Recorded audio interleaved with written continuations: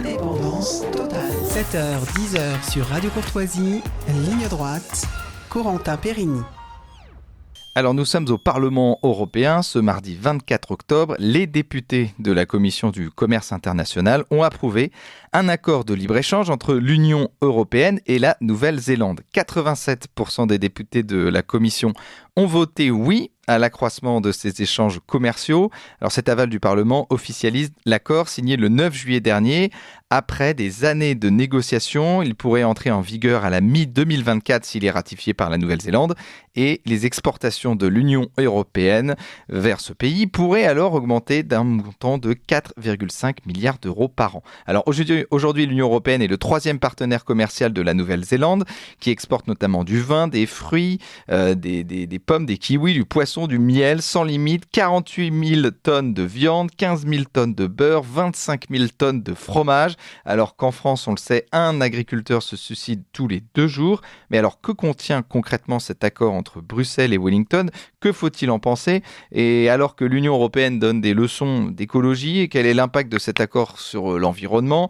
Va-t-il aggraver la situation des paysans en France ? Voilà, toutes ces questions, on va essayer de répondre à toutes ces questions avec Patricia Chagnon ce matin. Bonjour Patricia Chagnon.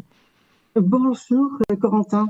Alors vous êtes députée européenne du Rassemblement national et vous êtes par ailleurs déjà depuis 9 ans conseillère municipale d'Abbeville dans les Hauts-de-France. Vous avez notamment signé un livre Immigration européenne, ouvrez les yeux, un ouvrage co-signé par 9 députés européens. J'espère qu'on va avoir le temps d'en parler. Mais d'abord, je voulais vous parler donc de cet accord entre l'Union européenne et la Nouvelle-Zélande. Pourquoi aller vers un accroissement encore des échanges commerciaux entre l'Union européenne et la Nouvelle-Zélande ? Quels sont véritablement les intérêts européens ? Écoutez, à mon sens, il n'y a surtout pas d'intérêt pour la France. C'est ça qui est important. Les intérêts sont des intérêts idéologiques. C'est donc en fait de découpler en fait tout le commerce mondial. Ce que cherche l'Union européenne, c'est d'avoir des pays qui sont des pays d'où viennent, par exemple, le continent africain va fournir les matériaux premiers, l'Asie va être la main-d'œuvre du monde. L'Amérique latine et la Nouvelle-Zélande vont être les producteurs du monde et en fait l'Europe est vouée à fournir les services. Donc l'intérêt pour la France, qui est un pays quand même historiquement agricole avec des produits d'excellence, est absolument dramatique. Nos agriculteurs sont déjà soumis à des contraintes par les réglementations différentes de l'Union européenne qui sont complètement absurdes. Je voudrais à ce titre citer un exemple. On a eu, début de cette année, l'interdiction totale de l'utilisation, par exemple, des néonicotinoïdes dans les betteraves. Je viens de la Picardie, terre betteravière, et bien évidemment, cette annonce, du jour au lendemain, de plus pouvoir donner des dérogations d'utilisation, a énormément pénalisé nos betteraviers qui, du jour au lendemain, ne savaient pas quel allait être le rendement sur leur champ de betterave. Ce qu'il faut dire que quand on n'utilise pas ces pesticides, écoutez, il y a les pucerons qui font venir les feuilles et puis les rendements de betteraves baissent et bien sûr, la rentabilité par hectare est un facteur essentiel dans chaque exploitation. Alors, la contradiction, c'est que dans le cadre de la politique européenne, vous avez le droit, vous continuez à avoir le droit d'importer du sucre des pays qui utilisent des pesticides et des produits phytosanitaires qui sont interdits chez nous. Donc, l'Union européenne fait subir à nos agriculteurs, à nous, une concurrence totalement déloyale, destructive pour l'agriculteur en Europe. Mais bien sûr, je parle surtout de la France parce que le cas de chaque pays est différent. Je peux imaginer qu'un autre pays a besoin d'importer certaines choses. Mais je veux dire qu'en France, on n'a surtout pas besoin d'importer du sucre puisqu'on a une filière betteravière qui est très bonne et qu'on doit soutenir. Et au contraire, aujourd'hui, comme on a vu, la sucrerie d'Abbeville a fermé il y a quelques années. Il y a la menace sur d'autres sucreries dans la région des Hauts-de-France. Tout simplement parce que pour les betteraviers, ce n'est plus rentable de planter des betteraves s'ils ne peuvent pas utiliser les produits. Oui, tout à fait. Alors, vous, parmi les députés votants de la Commission, on relève donc 27 voix pour, 2 contre, 2 abstentions. Et les seuls qui se sont opposés, ce sont des députés français européens, donc du groupe Identité Démocratie, Thierry Mariani et Raphaël Glucksmann. Oui, c'est ça, Glucksmann. Pourquoi le RN a voté contre cet accord ? Vous avez dit, donc, c'est-à-dire aujourd'hui, on nous vend alors alors qu'on l'a répété, un agriculteur se suicide tous les 2 jours. On nous vend donc à la fois une viande avec des pesticides, on a une concurrence déloyale et en même temps, il y a tout aussi ce discours sans l'environnement, c'est-à-dire on nous explique qu'il faut retourner à une sobriété, quelque chose de plus, faire attention à notre consommation. Et là, on est vraiment sur le contraire du localisme. C'est-à-dire qu'on a des viandes dans l'Aubrac, mais on va chercher une viande à l'autre bout, littéralement à l'autre bout du monde, en Nouvelle-Zélande. Enfin, c'est une absurdité absolument incroyable et impensable. Donc, ils mettent un espèce de vernis écologique en disant, voilà, il faut la décroissance, il faut consommer moins de viande, il faut respecter l'environnement, nous sommes tous pour, mais on trouve aucun problème à aller importer des produits avec des cargos hyper polluants qui viennent de 20 000 kilomètres. Donc, en fait, il ne s'agit pas de politique écologique, il s'agit d'une idéologie qui veut en fait démonter les filières agricoles en Europe. Pour l'Union européenne et pour les amis de l'UE, comme Emmanuel Macron d'ailleurs, parce qu'il a donné son feu vert a priori pour la signature de cet accord de libre-échange avec la Nouvelle-Zélande. Il y a une décroissance. L'Union européenne, au sein de l'Union européenne, on ne devrait plus avoir d'agriculture. Et j'aimerais à ce titre-là illustrer le laboratoire de l'Union européenne de cette décroissance agricole qui se situe aux Pays-Bas. On a tous entendu parler des mouvements des farmers aux Pays-Bas. Voilà. Est-ce que vous pouvez revenir justement là-dessus, parce que je pense que c'est notamment le parti populiste BBB, c'est ça ? Le parti populiste BBB, mais c'est surtout le syndicat agricole, Farmers Defence Force, qui a réussi à partir de 2019, quand des antispécistes ont carrément pris en otage une famille d'éleveurs, quand la police a tardé d'intervenir.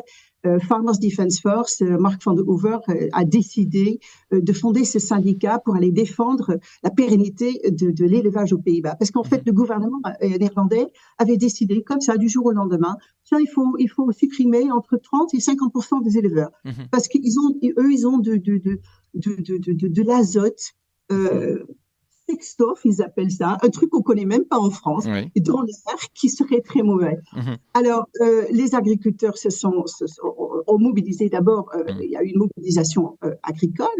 Ensuite, les agriculteurs ont fait énormément de pédagogie et d'action auprès de la population dans les milieux ruraux, parce que bien évidemment, quand on supprime les élevages, eh bien, écoutez, vous supprimez toute la filière autour de nourriture, vétérinaire, d'étables.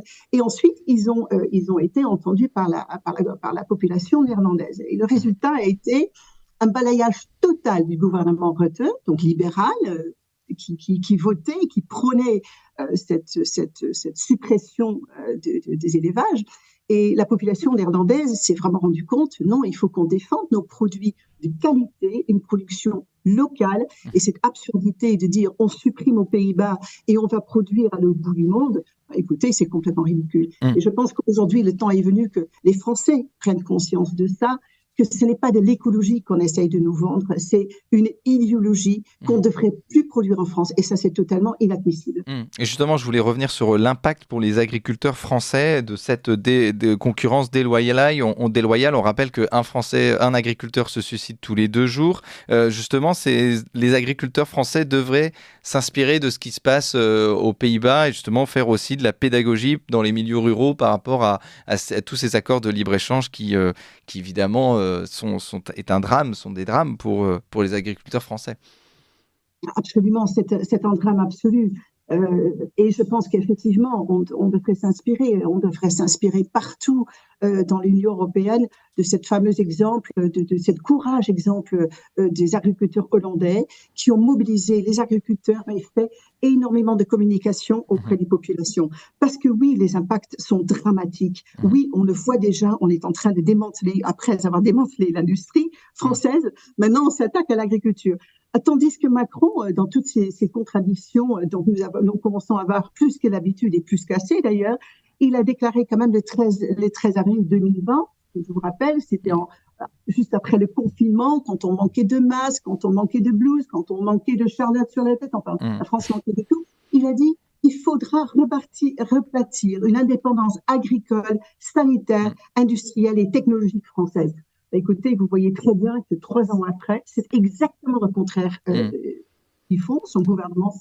en signant des traités de libre-échange. D'ailleurs, non seulement la Nouvelle-Zélande, j'étais au Paraguay et entendu parler bien évidemment du fameux accord avec le Mercosur, parce qu'il y a aussi des traités de libre-échange qui sont signés avec les pays de l'Amérique latine. Et justement, il nous parlait Emmanuel Macron de souveraineté européenne. Alors aujourd'hui, avec cet énième accord, on en est loin. Et justement, vous, qu'est-ce que vous proposez au RN pour protéger nos filières agricoles sensibles? Est-ce qu'il faut revenir à du localisme? Comment ça serait possible justement à l'échelle européenne?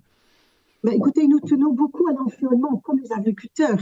Et la meilleure façon de protéger l'environnement, c'est de produire, de traiter, de produire, de manger, de consommer et de traiter les déchets le plus proche possible, dans le cercle le plus proche possible, d'éviter non seulement les cargos, mais également des longues distances avec des frettes, etc.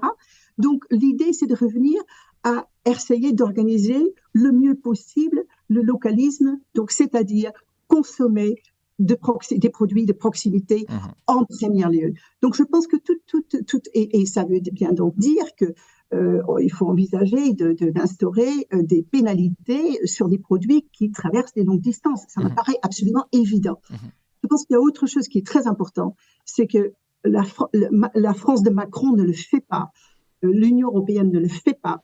Mais il y a ce qu'on appelle dans les accords européens normalement des clauses miroirs. Ça veut dire que si on interdit quelque chose en France ou en Europe, ça devrait être interdit aussi à l'importation.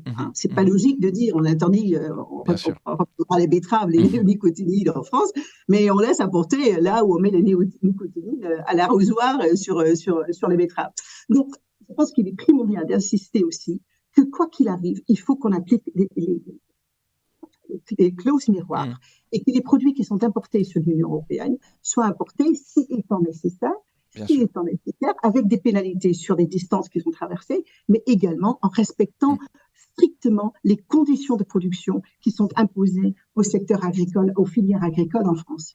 Merci Patricia Chagnon. C'est vrai que quand on en parle, ça paraît évident et on ressent bien que l'Union européenne est pétrie donc, de cette idéologie libre-échangiste et qui détruit notre agriculture française. On n'aura pas le temps de parler malheureusement de votre ouvrage signé Immigration européenne, ouvrez les yeux, co-signé avec 9 députés européens, mais vous reviendrez promis, vous reviendrez sur notre matinale pour en parler. Merci Patricia Chagnon, je rappelle, vous êtes eurodéputée Rassemblement National depuis 2022 maintenant. Merci à vous.